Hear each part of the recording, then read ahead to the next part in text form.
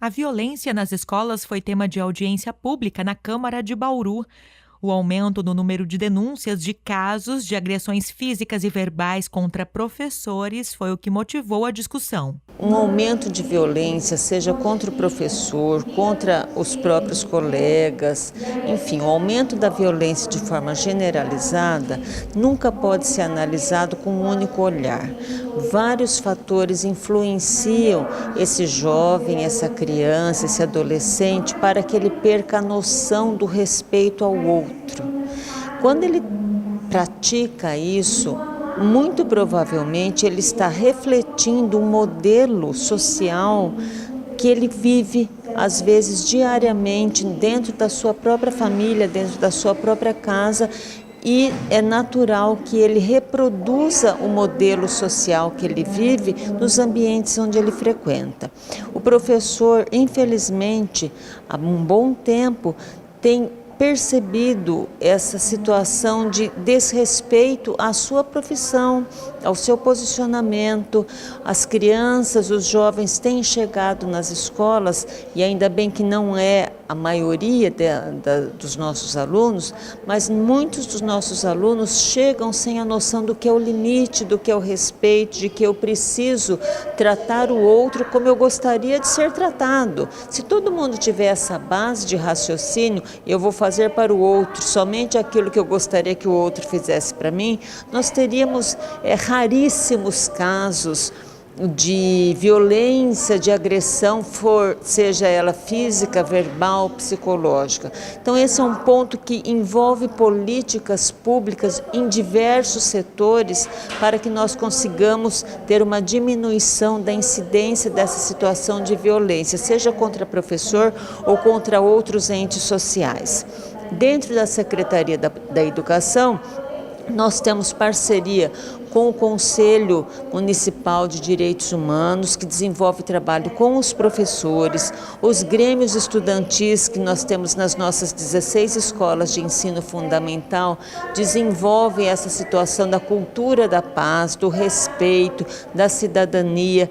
Nós acreditamos que a formação deste aluno, independentemente daquilo que ele traz da casa dele, pode ser mudado, ele pode ser moldado, ele pode ser lapidado no sentido de ser um cidadão melhor do que aquilo que ele tem sido até o momento.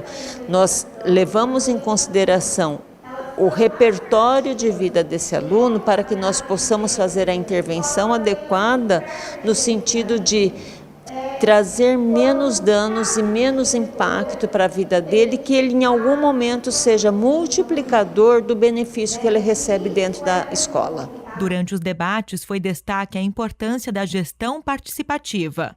A gestão participativa implica a gente compreender que a escola não é só da direção, por exemplo. A escola pertence, sobretudo, aos alunos, aos professores, aos educadores não docentes e a toda a comunidade que, de alguma forma, usufrui dos serviços da escola. Gestão participativa quer dizer que as decisões em relação à administração, à gestão e à organização pedagógica da escola deve ser compartilhada. Não deve ser centralizada na figura de uma direção, de uma coordenação, de uma equipe gestora.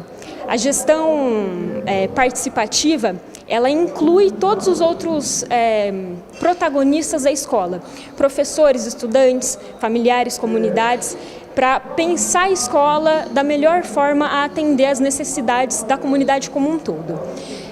Eu citei na minha fala três instrumentos muito importantes de gestão participativa e democrática.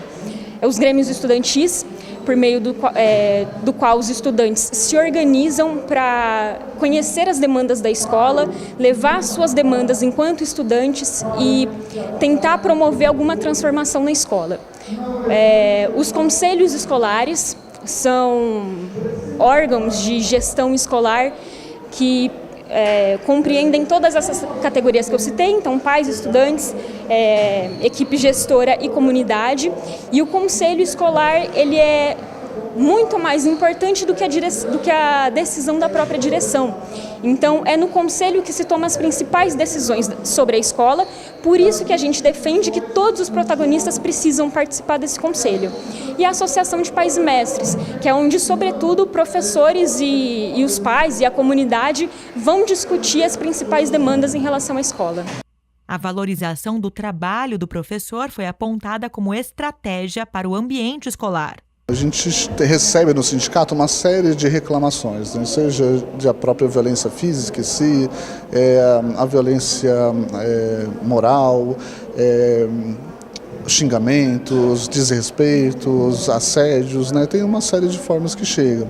Então a gente faz uma leitura que essas formas elas explodem na escola, mas vêm da sociedade de fora, vêm de uma sociedade que elegeu o professor como inimigo e passa a fazer discursos mais constantemente criticando e xingando professores. E isso é bastante problemático porque são crianças que se reproduzem também nos adultos e fazem isso. Então, uma vez que a gente tem adultos adotando tais práticas, e a gente não pode achar que as crianças andarão no outro caminho. Então, é preciso entender que tem todo um reflexo para além, né? Nós não sofremos violência dentro da escola, mas sofremos violência também de uma parte da sociedade que nos coloca como inimigo. Primeiro, a gente precisa da sociedade, do Estado, dos governos, dos políticos, uma questão de valorização ao trabalho do professor. O professor não é inimigo, não ataquem os professores, né? Isso tem que ser uma postura que tem que ser urgente, tem que ser mudada.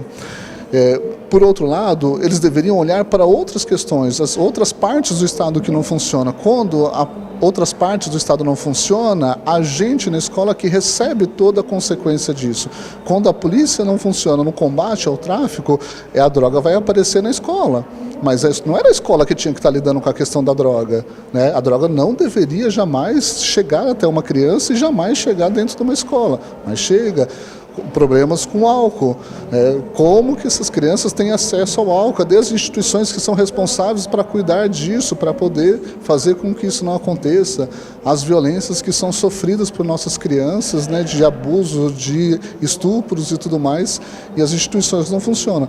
Todas essas falhas desembocam dentro da escola, e aí a gente tem que lidar com as violências, os problemas e os conflitos todos que são gerados a partir disso. Então, se a sociedade fazer com que essas instituições funcionem, que elas cumpram o seu trabalho e façam as suas tarefas corretamente, diminui aquilo que a gente tem dentro da escola. Além do, claro, que a sociedade precisa criar leis e regras que garantam a condição de participação da família dentro da escola. A gente não pode só cobrar as famílias, a gente tem que criar leis em que uma mãe possa, por exemplo, se ausentar do trabalho para poder acompanhar a vida escolar do filho, que um pai possa fazer da mesma forma. Senão não temos leis, não temos garantias para que ele possa fazer isso, como a família vai ser presente? Como que nós, professores que precisamos da família presente, como que ela vai estar? Como que ela vai nos auxiliar quando aparecer os problemas, se o empregador, se as leis trabalhistas não prevêem e não garantem a condição para que ele seja presente? Impedir o tráfico no perímetro das escolas tem sido o principal foco de atuação da Polícia Militar. A Polícia Militar, como a própria Constituição Federal prevê, nos incumbe a polícia preventiva para a preservação da ordem pública e nós cuidamos das imediações externas dos estabelecimentos escolares, os chamados perímetros escolares de segurança, né, onde nós procuramos prevenir basicamente o tráfico e uso de substâncias entorpecentes, as drogas, e, evidentemente, também a preservação da integridade física dos alunos, professores, diretores e demais funcionários da escola, ou ainda da população, dos cidadãos que, por algum motivo, precisam frequentar esses estabelecimentos escolares. A nossa atuação é eminentemente nas regiões externas dos estabelecimentos escolares, dentro de uma atuação preventiva. Os jovens infratores são encaminhados para a Vara da Infância e Juventude. Nossa atuação, basicamente, na área da infância, né, infância e juventude, é responsabilizar todo aquele que praticou alguma infração caracterizada como crime, né? seja ela lesão corporal, ameaça, dano, injúria, desacato, qualquer uma dessas infrações que normalmente acontecem no âmbito da escola, furto, né, todas que são comuns acontecer na escola. A responsabilização dos adolescentes ela acontece por meio da promoção de um processo, semelhante a um processo que se promove contra o maior, né? Obviamente que o interesse em relação ao menor sempre em primeiro lugar é interesse protetivo, né? E em segundo lugar que nós pensamos nos casos mais críticos numa punição mais severa, né? No caso das escolas aqui em Bauru é esse procedimento que vem sendo adotado, né? Com a facilidade de que entre a polícia e o Ministério Público existe uma comunicação direta, feito o boletim de ocorrência, no dia seguinte o adolescente está já na promotoria e ele é ouvido na promotoria e o promotor a partir daí verifica a necessidade ou não de iniciar um processo contra ele. Quando não se verifica a necessidade de iniciar um processo contra o adolescente, ocorrida a infração, caracterizada que ele praticou a infração, nós concedemos a ele a remissão, que é sinônimo de perdão, cumulada com uma medida socioeducativa que basicamente é a liberdade assistida e eventualmente também a prestação de serviço à comunidade. Por meio de ambas, de qualquer uma dessas duas medidas, ele por um determinado período ele recebe um acompanhamento que é promovido pelo CREAS e nesse acompanhamento há um direcionamento para atendê-lo nas suas necessidades de saúde, de trabalho, de educação e também há um trabalho feito em relação à família dele. A convocação da audiência pública na Câmara foi feita pelos vereadores Yasmin e Sérgio Brum. A criação de um canal de comunicação entre o Ministério Público e as unidades de ensino foi um dos principais objetos da reunião. Hoje eu saio muito feliz dessa audiência, né? Pois nós podemos assim ouvir vários relatos de várias frentes, de várias instituições que estão vivenciando na prática realidades a quais foram colocadas hoje aqui nessa audiência, né? Então nós, por termos registrado as falas e tendo na lista a presença de todas as pessoas, nós acreditamos assim que nós temos que defender a nossa cidade de Bauru, unindo essas frentes, unindo essas pessoas, através de uma comissão permanente da educação, a qual nós vamos já fazer com que, através de uma reunião, nós possamos assim achar uma alternativa para amenizar esse mal que é a violência nas escolas de uma forma geral, para que a gente possa não deixar isso prosperar. Nós recebemos diversas denúncias, reclamações de professoras, pais, alunos sobre a violência nas escolas, as discussões, merendas sendo atacadas e diversas outras situações constrangedoras em relação à educação dentro das escolas.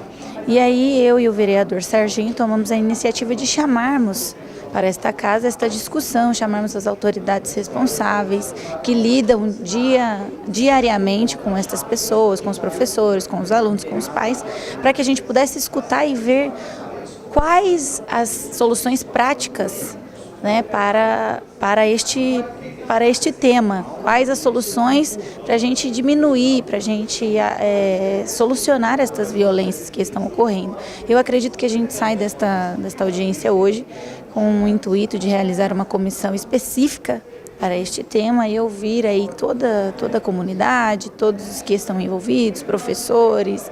A presença do promotor hoje enriqueceu o do tenente-coronel também enriqueceu a nossa audiência e de todos os responsáveis pela educação. Então a gente acredita que vamos continuar trabalhando este tema, mas já saímos daqui com algumas propostas de soluções.